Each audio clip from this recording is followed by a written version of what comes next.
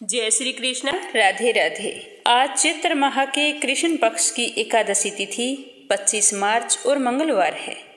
आज एकादशी का व्रत रखा जाएगा। चैत्र माह के कृष्ण पक्ष में आने वाली एकादशी को पापों का नाश करने वाली, अपने नाम के ही अनुसार पाप मोचनी एकादशी के नाम से जाना जाता है। इस दिन व्रत रखकर श्री हरि विष्णु भगवान, लक्ष्मी माता और तुलसी माता की पूजा आराधना करने से व्यक्ति के सारे पाप ताप नष्ट हो जाते हैं और वह जीवन के समस्त सुखों का भोग करता हुआ अंत में वैकुंठ धाम को जाता है। तो आज अपने सुनते हैं पाप मोचनी एकादशी व्रत कथा। तो सारे भक्तों से मेरा कहना है कि मीरा भक्ति चैनल को सब्सक्राइब जरूर करें और वीडियो को लाइक और शेयर करें। लक्ष्मीपति नारायण आपकी सारी मनोकामनाएं पूर्ण करें। आप सभी के उज्जवल भविष्य की कामना करते हुए शुरू करते हैं एकादशी व्रत कथा। बोलो लक्ष्मीपति नारायण के अनंत स्वरूपों की जय हो। एक समय की बात है, सब धर्मों के ज्ञाता, वेद और शास्त्रों के अर्थ ज्ञान में पारंगत, सबके हृदय में रमण करने वाले, श्रीमन नारायण के तत्व को जानने वाले तथा भगवत परायण भक्त शिरोमणि प्रहलाद जी जब सुखपूर्वक बैठे हुए थे, तो उस समय उनके समीप सब धर्म का पालन करने वाले महर्षि जन कुछ पूछने के लिए वहां आए। महर्षियों ने कहा कि प्रहलाद जी, आपको प्रणाम है, हम आज आपसे कुछ पूछने की इच्छा रखते हैं। तो उन्होंने कहा कि निसंकोच कहिए। तो महर्षियों ने कहा कि प्रहलाद जी, आप ऐसा कोई साधन बताइए जिससे ज्ञान, ध्यान और इंद्रिय निग्रह के बिना ही अनायास भगवान नारायण का परम पद प्राप्त हो जाए। तो ऋषियों के ऐसा पूछने पर संपूर्ण लोकों के हित के लिए उद्धत रहने वाले विष्णु भक्त महाभाग प्रहलाद जी ने इस प्रकार कहा कि महर्षियों, जो 18 पुराणों का सार से भी सारतर तत्व है, जिसे कार्तिकेय जी के पूछने पर भगवान शंकर ने उन्हें बताया था, मैं उसका वर्णन करता हूँ, ध्यान पूर्वक सुनना। कि जो कली काल में एकादशी का व्रत रात्रि जागरण पूर्वक करते हैं एवं वैष्णव शास्त्र का पाठ करता है, उसके कोटि कोटि जन्मों के किए हुए 4 प्रकार के पाप नष्ट हो जाते हैं। जो एकादशी के दिन वैष्णव शास्त्र का उपदेश करता है, उसे मेरा भक्त जानना चाहिए, जिसे एकादशी व्रत को करने में कोई संशय नहीं होता तथा रात्रि जागरण में निद्रा नहीं आती। जो उत्साह पूर्वक नाचता और गाता है, वही मेरा विशेष भक्त है। मैं उसे उत्तम ज्ञान देता हूँ और भगवान विष्णु मोक्ष प्रदान करते हैं। अतः मेरे भक्त को विशेष रूप से एकादशी व्रत एवं व्रत के दिन रात्रि में जागरण करना चाहिए। जो कोई भगवान विष्णु से वैर रखते हैं, उन्हें पाखंडी जानना चाहिए, और जो एकादशी की रात्रि को जागरण भजन करते हुए रात बिताते हैं, उन्हें आधे निमेष मात्र में अग्निटोम तथा अतिरात्र यज्ञ के समान फल प्राप्त होता है। जो रात्रि जागरण में बारंबार भगवान विष्णु के मुखारविंद का दर्शन करते हैं, उनको भी वही फल प्राप्त होता है। जो मनुष्य द्वादशी तिथि को एक बार पारण एवं भगवान विष्णु के आगे जागरण करते हैं, वे यमराज के पास से मुक्त हो जाते हैं। जो द्वादशी को भगवान का स्मरण करते हुए रात्रि जागरण करे और गीता शास्त्र से मनोविनोद करते हैं, वे भी यमराज के बंधन से मुक्त हो जाते हैं। जो प्राण त्याग हो जाने पर भी द्वादशी का जागरण नहीं छोड़ते, वे धन्य और पुण्य आत्मा होते हैं। जिनके वंश के लोग एकादशी की रात में जागरण करते हैं, वे ही धन्य हैं। जिन्होंने एकादशी को जागरण किया है, उन्होंने यज्ञ, दान, गया, श्राद्ध और नित्य प्रयाग स्नान कर लिया है। ऐसे भक्तों को सन्यासियों के सन्यास का पुण्य फल भी मिल जाता है और उनके द्वारा इष्टापूर्त कर्मों का भी भली भांति पालन हो जाता है। षडानन भगवान विष्णु के भक्त जागरण सहित एकादशी का व्रत करते हैं, इसीलिए वे मुझे सदा ही विशेष प्रिय होते हैं। जिसने वर्धनी एकादशी की रात में जागरण किया है, उसने पुण्य प्राप्त होने वाले शरीर को स्वयं ही भस्म कर दिया है।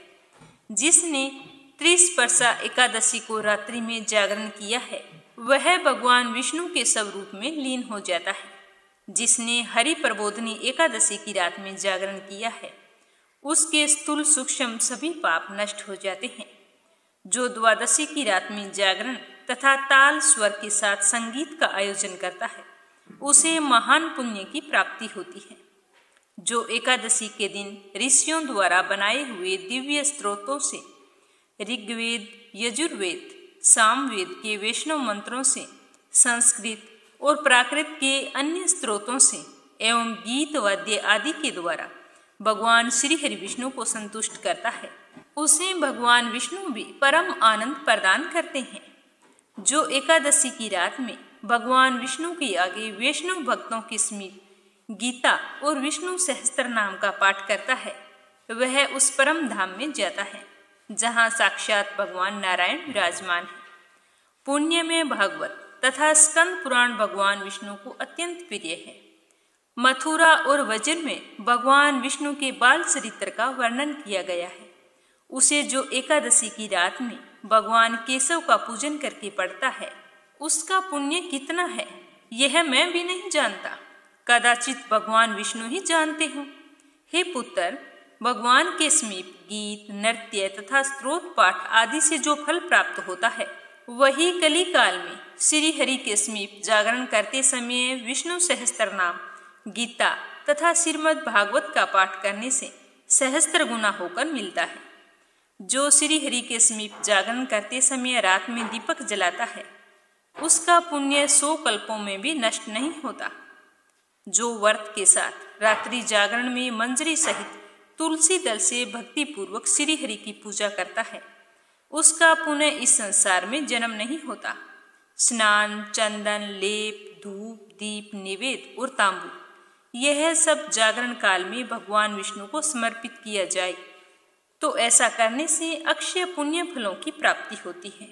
हे कार्तिकेय, जो भक्त मेरा ध्यान करना चाहता है वह एकादशी की रात्रि में श्री हरि के समीप भक्ति पूर्वक जागरण करे। एकादशी के दिन जो लोग जागरण करते हैं उनके शरीर में इंद्र आदि देवता आकर स्थित हो जाते हैं। जो जागरण काल में महाभारत का पाठ करते हैं वे उस परम धाम में जाते हैं जहाँ सन्यासी महात्मा जाया करते हैं। जो उस समय श्री रामचंद्र जी का चरित्र 10 कंठ वध पढ़ते हैं वे योग वेताओं की गति को प्राप्त करते हैं। जिन्होंने श्री हरि के समीप जागरण किया है उन्होंने 4 वेदों का स्वाध्याय, देवताओं का पूजन, यज्ञों का अनुष्ठान तथा सब तीर्थों में स्नान कर लिया। श्री कृष्ण से बढ़कर कोई देवता नहीं और एकादशी व्रत के समान कोई दूसरा व्रत नहीं है। जहाँ भागवत शास्त्र हैं, भगवान विष्णु के लिए जहाँ जागरण किया जाता है और जहाँ शालिग्राम शिला स्थित होती है वहाँ साक्षात भगवान विष्णु स्वयं उपस्थित होते हैं। तो अब मैं आपको एकादशी व्रत की विधि बतलाता हूँ। दशमी की रात्रि को पूर्ण ब्रह्मचर्य का पालन करें, भोग विलास से दूर रहें और एकादशी के दिन सुबह लकड़ी की दातुन करें। इस दिन पेस्ट का प्रयोग नहीं करना चाहिए। नींबू, जामुन या आम के पत्ते लेकर चबा लें और अंगुली से अपने गले को शुद्ध कर लें। वृक्ष से इस दिन पत्ता तोड़ना वर्जित होता है, अतः स्वयं गिरे हुए पत्तों का सेवन करना चाहिए। यदि यह संभव ना हो तो पानी से 12 कुरले करने चाहिए। उसके बाद में स्नान आदि से निवृत्त होकर मंदिर में जाकर गीता का पाठ करें या फिर पुरोहित जी से सुने। एकादशी के दिन गीता जी का पाठ अवश्य करना चाहिए और प्रभु के सामने इस प्रकार संकल्प करना चाहिए कि आज मैं चोर, पाखंडी और दुराचारी मनुष्यों से बात नहीं करूंगा और ना ही किसी का दिल दुखाऊंगा। गौ और ब्राह्मण को फल, आहार एवं अन्न आदि देकर प्रसन्न करूंगा। रात्रि को जागरण करके कीर्तन करूंगा। ओम नमो भगवते वासुदेवाय, आपके इस मंत्र का जाप करूंगा। राम, कृष्ण, नारायण इत्यादि विष्णु सहस्त्र नाम को कंठ का भूषण बनाऊंगा, अतः इन नामों का ही जाप करता रहूंगा। इस प्रकार के संकल्प करके श्री हरि विष्णु भगवान का स्मरण करके प्रार्थना करें कि हे त्रिलोकपति, मेरी लाज आपके हाथ में है, अतः मुझे इस प्रण को पूरा करने की शक्ति प्रदान करें। ज्यादा से ज्यादा मौन, जप, शास्त्र पठन, कीर्तन, रात्रि जागरण एकादशी व्रत में बहुत ही ज्यादा लाभ पहुंचाते हैं।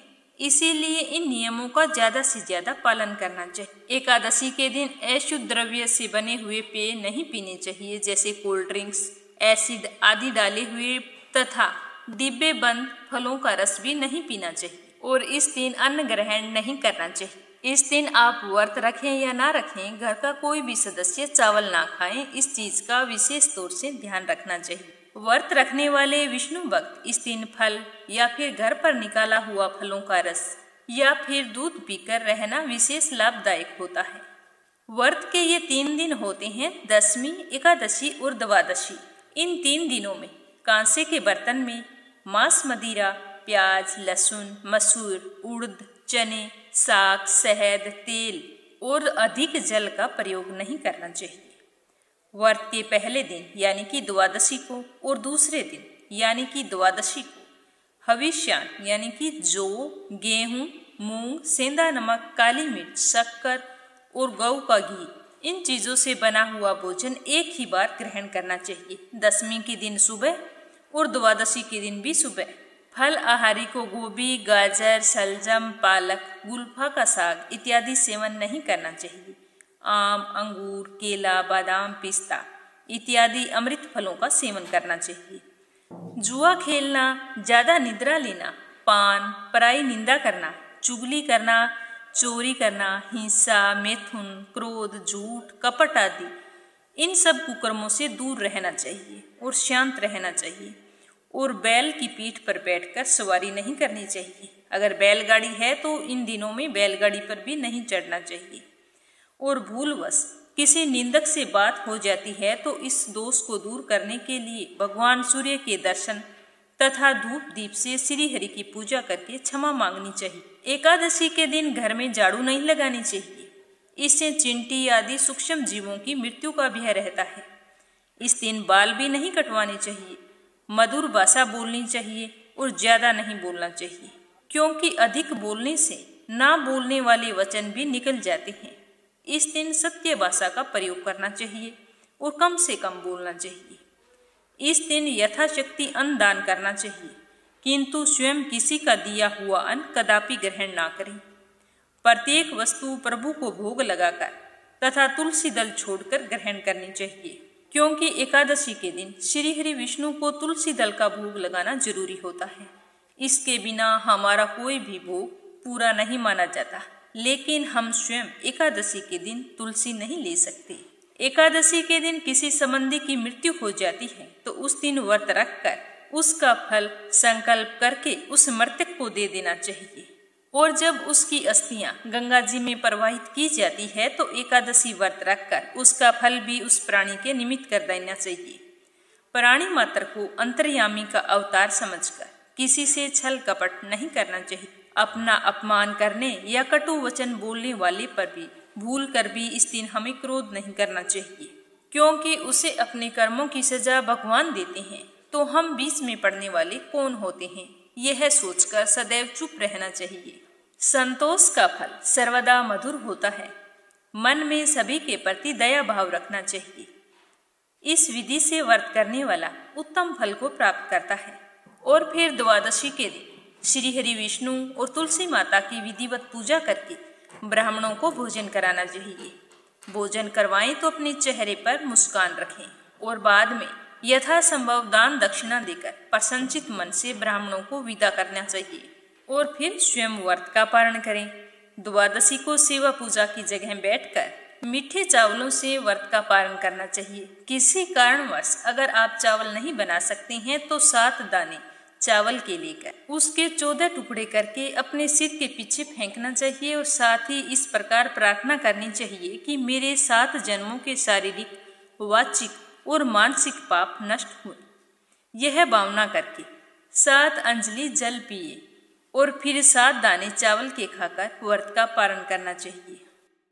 इसकी कथा इस प्रकार है कि युधिष्ठिर ने भगवान श्री कृष्ण से पूछा कि भगवान, पुण्यमयी एकादशी की तिथि उत्पन्न कैसे हुई, इस संसार में वह क्यों पवित्र मानी गई तथा देवताओं को प्रिय कैसे हुई। तो श्री भगवान जी बोले कि हे कुंती नंदन, प्राचीन समय की बात है। सतयुग में मुर नामक एक दानव रहता था। वह दानव बहुत ही अद्भुत अत्यंत रौद्र तथा संपूर्ण देवताओं के लिए बहुत भयंकर था। उसका काल रूपधारी दुरात्मा महासुर ने इंद्र को भी पराजित कर दिया। संपूर्ण देवता उससे परास्त होकर स्वर्ग से निकाले जा चुके थे और शंकित तथा भयभीत होकर पृथ्वी पर विचर रहे थे। एक दिन सब देवता महादेव जी के पास गए। वहां जाकर इंद्र ने भगवान शिव के आगे सारा हाल कह सुनाया। इंद्र बोले कि महेश्वर, ये देवता स्वर्ग लोक से निकाले जाने के बाद पृथ्वी पर विचर रहे हैं। मनुष्यों के बीच में इस तरह से विचरना शोभा नहीं देता। हे महादेव, आप ही कोई उपाय बतलाइए। ये देवता अब किसका सहारा ले?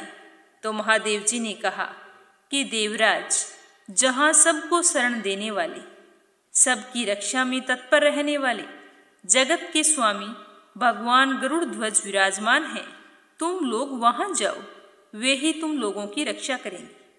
भगवान श्री कृष्ण कहते हैं कि युधिष्ठिर जी महादेव जी की बात सुनकर परम बुद्धिमान देवराज इंद्र संपूर्ण देवताओं के साथ क्षीर सागर में गए, जहां भगवान गदाधर सो रहे थे।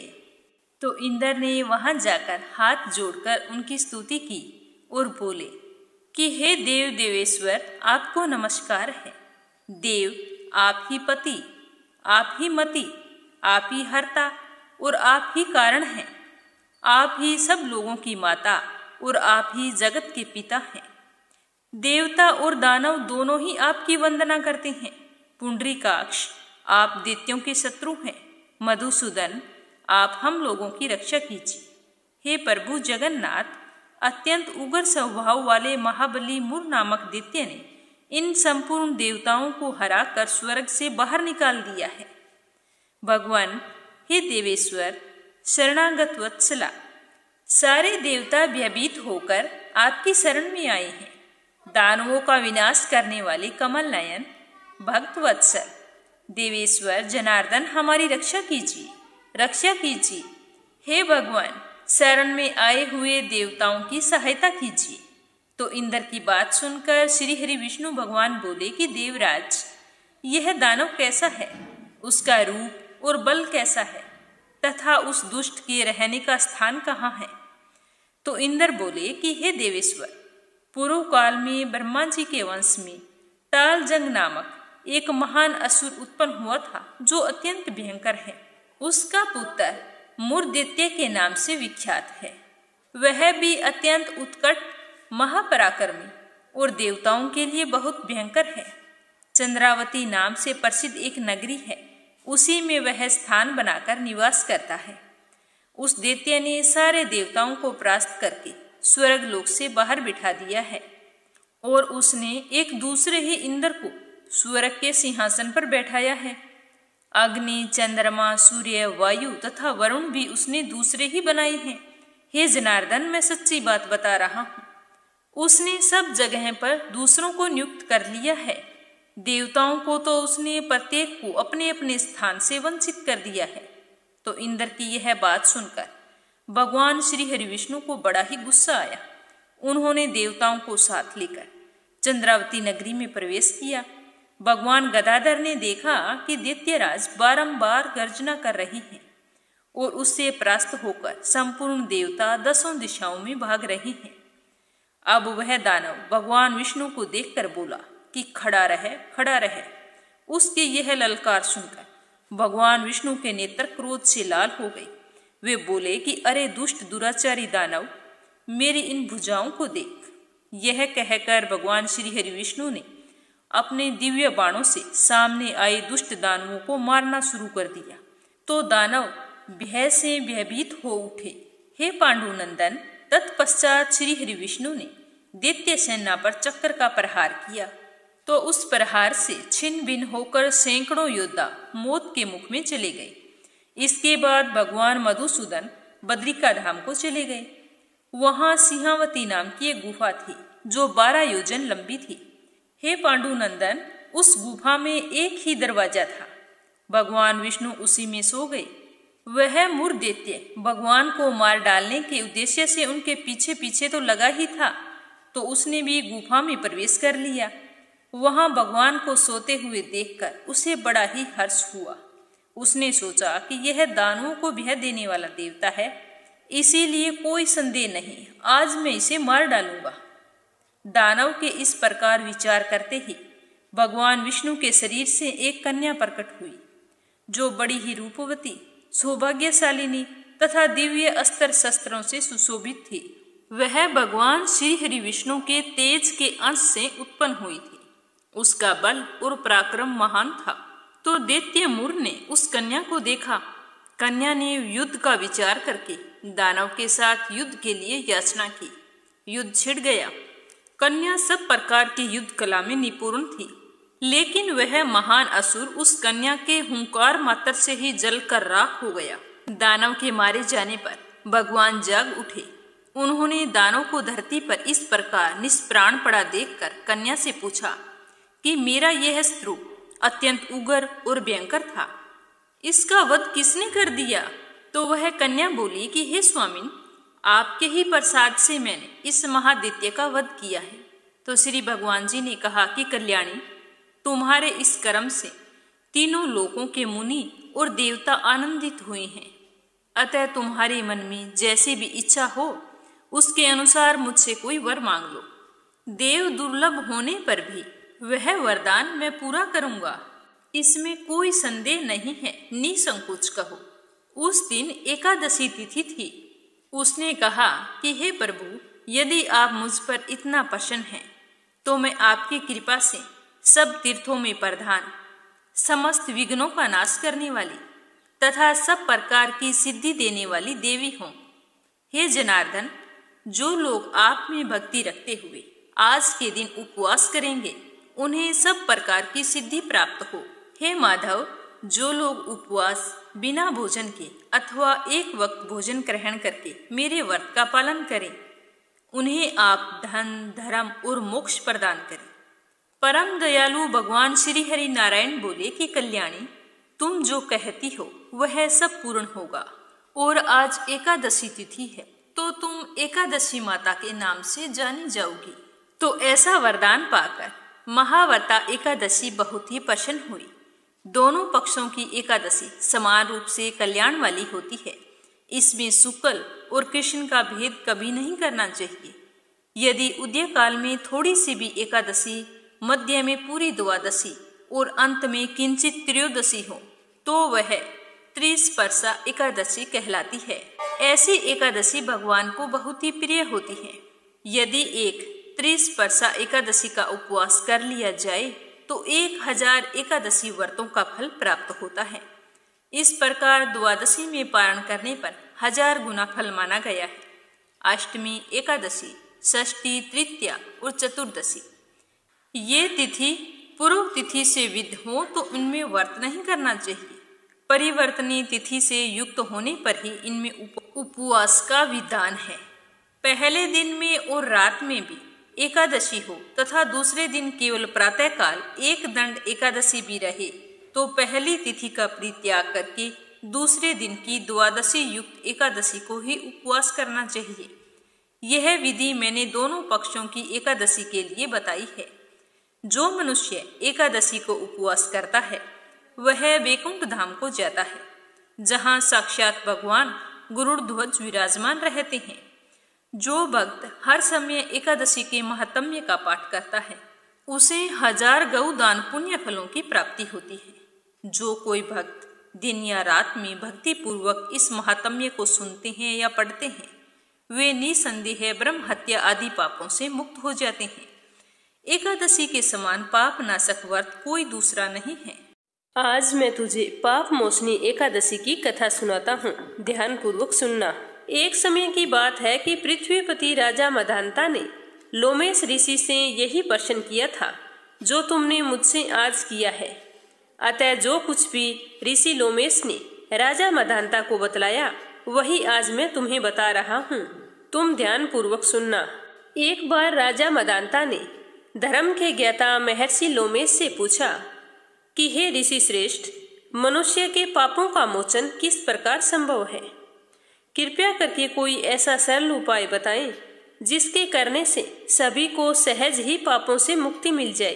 तो मदांता की बात सुनकर महर्षि लोमेश ने कहा कि हे नरपति, चैत्र मास के कृष्ण पक्ष की एकादशी का नाम पाप मोचनी है।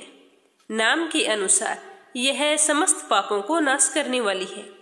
उसके व्रत के प्रभाव से मनुष्य के अनेकों पाप नष्ट हो जाते हैं। मैं तुम्हें इस व्रत की कथा सुनाता हूँ, तुम एकाग्र होकर सुनना। प्राचीन समय की बात है। चैत्रथ नामक एक वन था। उसमें अप्सराएं किन्नरों के साथ विहार किया करती थी। वहां सदैव वसंत का मौसम रहता था, अर्थात उस जगह सदा नाना प्रकार के पुष्प खिले रहते थे। कभी गंधर्व कन्याएं विहार किया करती थी, कभी देवेंद्र अन्य देवताओं के साथ क्रीड़ा किया करते थे। उसी वन में एक मेधावी नाम के ऋषि रहा करते थे। वे हमेशा तपस्या में लीन रहते थे। वो ऋषि शिवजी के परम भगत थे। एक दिन की बात है कि मंजू गोसा नामक एक अप्सरा वहां पर आई। तो अप्सरा ने सोचा कि क्यों न इसको मोहित करके उनकी निकटता का लाभ उठाऊं। तो वह थोड़ी सी दूरी पर बैठकर वीणा बजाकर मधुर स्वर में गाने लगी। उसी समय शिव भक्त महर्षि मेधावी को कामदेव भी जीतने का प्रयास करने लगे। कामदेव ने उस सुंदर अप्सरा के भ्रू का धनुष बनाया, कटाक्ष को उसकी प्रत्यंचा बनाई और उसके नेत्रों को मंजू गोसा अप्सरा का सेनापति बनाया। इस तरह कामदेव अपने शत्रु भक्त को जीतने को तैयार हुआ। उस समय महर्षि मेधावी युवावस्था में थे और काफी हष्ट पुष्ट और सुंदर थे। उन्होंने यज्ञोपवीत तथा दंड धारण कर रखा था। वे दूसरे कामदेव के समान ही प्रतीत हो रहे थे। उस मुनि को देखकर कामदेव के वश में हुई मंजू गोसा ने धीरे धीरे मधुर वाणी से वीणा पर गायन शुरू किया। तो महर्षि मेधावी भी मंजू गोसा के मधुर गाने पर तथा उसके सौंदर्य पर मोहित हो गई। वह अप्सरा मेधावी मुनि को कामदेव से पीड़ित जानकर उनसे आलिंगन करने लगी। महर्षि मेधावी भी उसके सौंदर्य पर मोहित होकर शिव की भक्ति को भूल गए और काम के वशीभूत होकर उसके साथ रमण करने लगे। काम के वशीभूत होने के कारण मुनि को उस समय दिन रात का कुछ भी ज्ञान न रहा और वे काफी समय तक रमण करते रहे। कुछ समय बाद मंजू गोसा उस मुनि से बोली कि हे ऋषिवर, अब मुझे बहुत समय हो गया है, अतः मुझे स्वर्ग जाने की आज्ञा दीजिए। तो अप्सरा की बात सुनकर ऋषि ने कहा कि हे मोहिनी, संध्या को तो आई थी, प्रातःकाल होने पर चली जाना, अभी क्या जल्दी है। तो ऋषि की ऐसे वचनों को सुनकर अप्सरा उनके साथ रमण करने लगी। इस प्रकार दोनों ने साथ साथ बहुत समय बिताया। तो मंजू गोसा ने एक दिन फिर कहा कि हे विपर, अब मुझे स्वर्ग जाने की आज्ञा दीजिए। तो उसकी बात सुनकर मुनि ने फिर वही कहा कि हे रूपसी, अभी ज्यादा समय व्यतीत नहीं हुआ है, कुछ समय और ठहरो।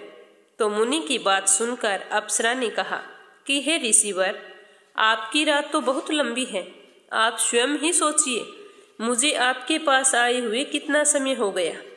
अब क्या और ज्यादा समय तक आपके पास ठहरना उचित होगा। तो अप्सरा की बात सुनकर मुनि को समय का ज्ञान हुआ और गंभीरता पूर्वक विचार करने लगे। तब जाकर उन्हें पता चला कि उन्हें रमण करते हुए 57 वर्ष बीत चुके हैं। तो उस अप्सरा को वह ऋषि काल का रूप समझने लगे। इतना ज्यादा समय भोग विलास में व्यर्थ ही चला जाने के कारण उन्हें बड़ा ही क्रोध आया। भयंकर क्रोध में जलते हुए उस तप का नाश करने वाली अप्सरा की तरफ बकुटी तान कर देखने लगे। क्रोध से उनके अधर कांपने लगे, इंद्रियां बेकाबू होने लगी। क्रोध से थरथराते हुए स्वर में मुनि ने उस अप्सरा से कहा कि तूने मेरे तप को नष्ट किया है, तू दुष्ट है, तू महापापिन है और तू बहुत ही दुराचारिणी है। तुझ पर धिक्कार है। मैं तुम्हें श्राप देता हूँ कि तू मेरे श्राप से पिशाचनी बन जा।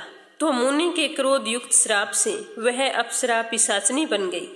यह देखकर वह व्यथित होकर बोली कि हे ऋषिवर, अब मुझ पर क्रोध त्याग कर प्रसन्न होइए और कृपया करके यह बताइए कि इस श्राप का निवारण किस प्रकार होगा। विद्वानों ने कहा है कि साधुओं की संगति अच्छा फल देने वाली होती है और आपके साथ तो मैंने बहुत से वर्ष व्यतीत किए हैं, अतः आप मुझ पर प्रसन्न होइए, अन्यथा लोग कहेंगे कि एक पुण्य आत्मा के साथ रहने पर भी मंजू गोसा को पिशाचनी बनना पड़ा। तो मंजू गोसा की बात सुनकर मुनि को अपने क्रोध पर अत्यंत ग्लानि हुई और साथ ही अपनी अपकीर्ति का भय भी हुआ। सब कुछ सोच विचार के मुनि ने पिशाचनी बनी मंजू गोसा से कहा कि तूने मेरा बहुत ही बुरा किया है, किंतु फिर भी मैं तुम्हें इस श्राप से मुक्ति पाने का उपाय बतलाता हूँ।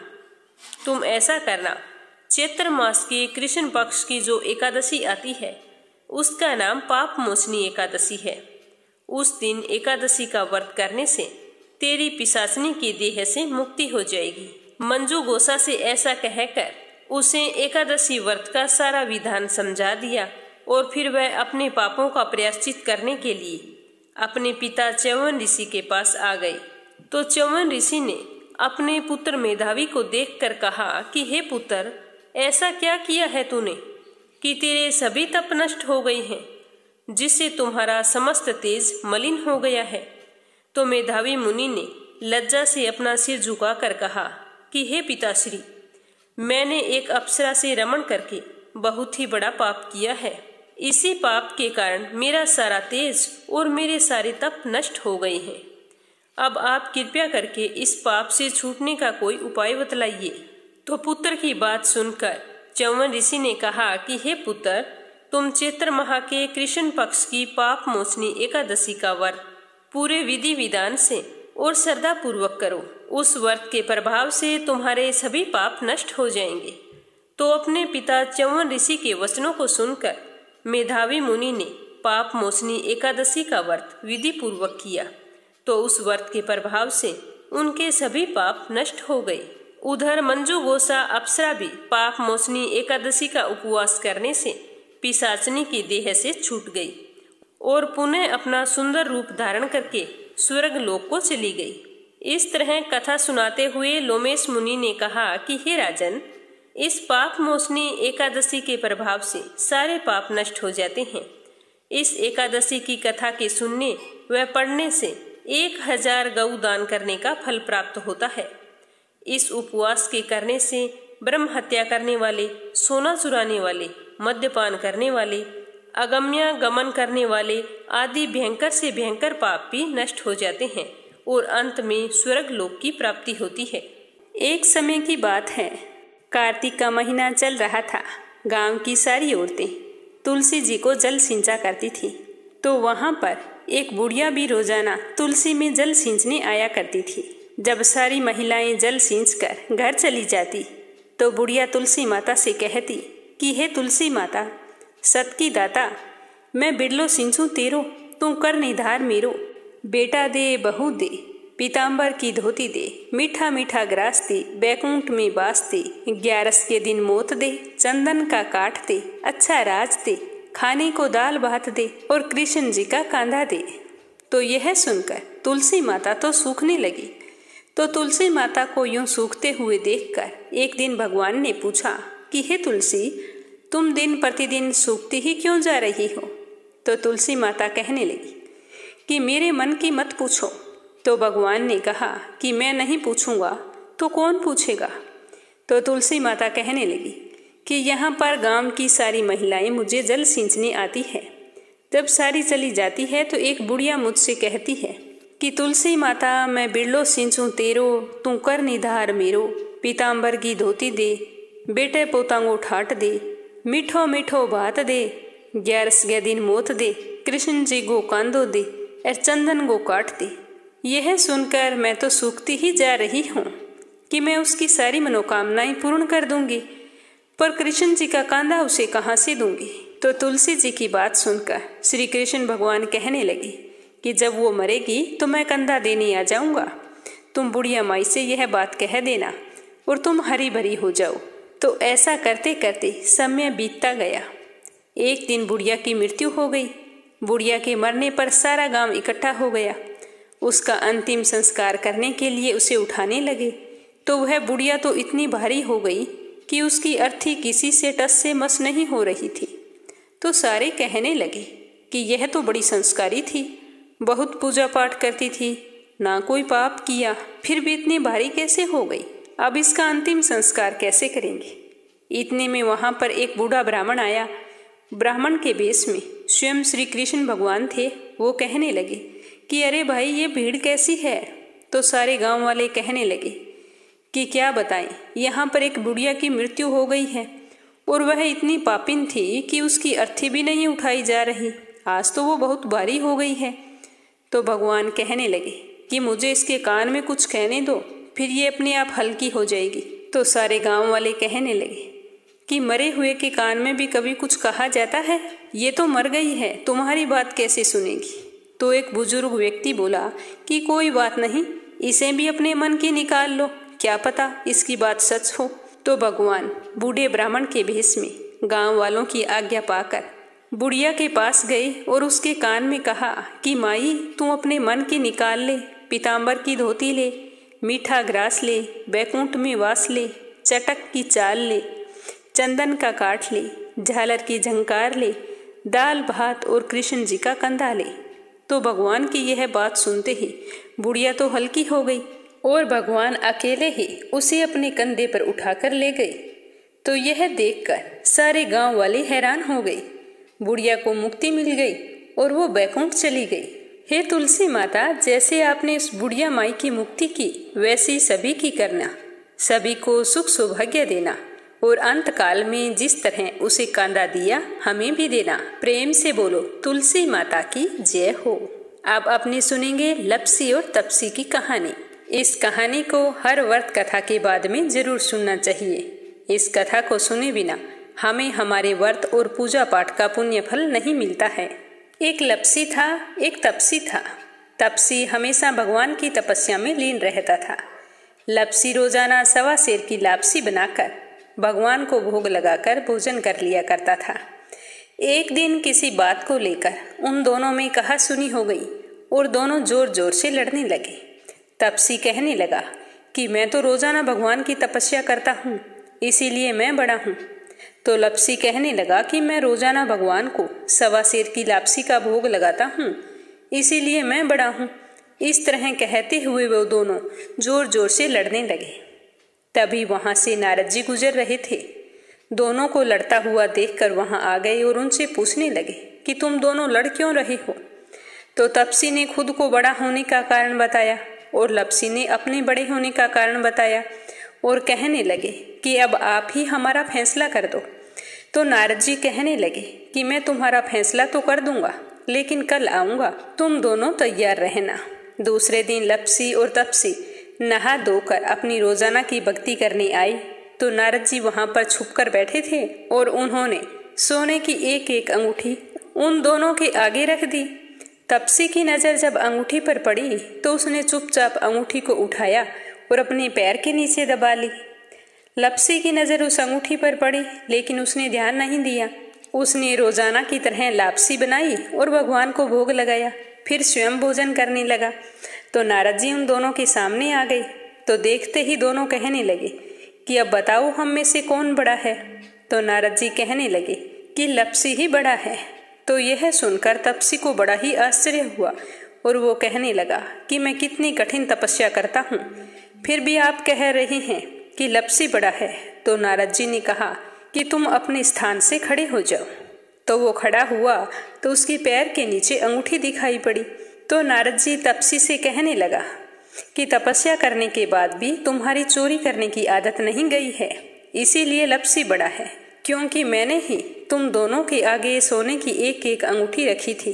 तो तुमने तो देखते ही अंगूठी को उठाया और अपने पैर के नीचे दबा लिया। लपसी ने अंगूठी को देखकर भी अनदेखा कर दिया। इसका अपनी रोजाना की भक्ति में ध्यान था। इसने लापसी बनाई और भगवान को भोग लगाया, इसीलिए लपसी ही बड़ा हुआ और तुम्हें तुम्हारी इतनी कठिन तपस्या का कोई फल नहीं मिलेगा। तो यह सुनकर तपसी को अपने किए पर बड़ा ही पछतावा हुआ और शर्मिंदा होकर नारद जी से माफी मांगने लगा। कहने लगा कि महाराज, मुझसे गलती हो गई, आज से मैं कभी भी चोरी नहीं करूंगा। तुम मुझे बताओ कि मुझे मेरी तपस्या का फल कैसे मिलेगा। मैंने तपस्या बड़ी ही श्रद्धा भाव से की है। तो तपसी की बात सुनकर नारद जी कहने लगे कि यदि घर पर सारी रोटी बनाकर गाय और कुत्ते की रोटी नहीं बनाएगा तो वह फल तुझे ही मिलेगा। अगर कोई दिए से दिया जलाएगा तो उसका फल भी तुम्हें ही मिलेगा। कोई ब्राह्मण को भोजन करवाकर उसे दक्षिणा नहीं देगा तो उसका फल भी तुझे ही मिलेगा। अगर कोई बहन सुवासिनी को तीवल, सूट, हम भेंट सब रूप देते हैं, उसके साथ अगर रुपये नहीं देंगे तो उसका फल भी तुझे ही मिलेगा। और व्रत कथा में अगर कोई सारी कहानी सुन ले लेकिन तुम्हारी कहानी ना सुने तो उस व्रत का फल भी तुझे ही मिलेगा। तो यह सुनकर तपसी बहुत ही खुश हुआ और उसके बाद कभी भी चोरी ना करने का प्रण लिया। कहा जाता है कि उसी दिन से हर व्रत कथा के बाद में लपसी तपसी की कहानी कही और सुनी जाती है। कहानी समाप्त होते ही बोलना चाहिए कि लपसी का फल लपसी को मिले, तपसी का फल तपसी को मिले। हमारी कहानी का, हमारे व्रत का और हमारे पूजा पाठ का फल हमें मिले। एकादशी व्रत का महात्म्य और कथा सुनकर आपको कैसा लगा, कमेंट बॉक्स में जरूर बताना। भगवान श्री हरि विष्णु आपकी सारी मनोकामनाएं पूर्ण करें। आप हमेशा खुश रहें, सुखी रहें, संपन्न रहें। जय श्री कृष्ण। राधे राधे।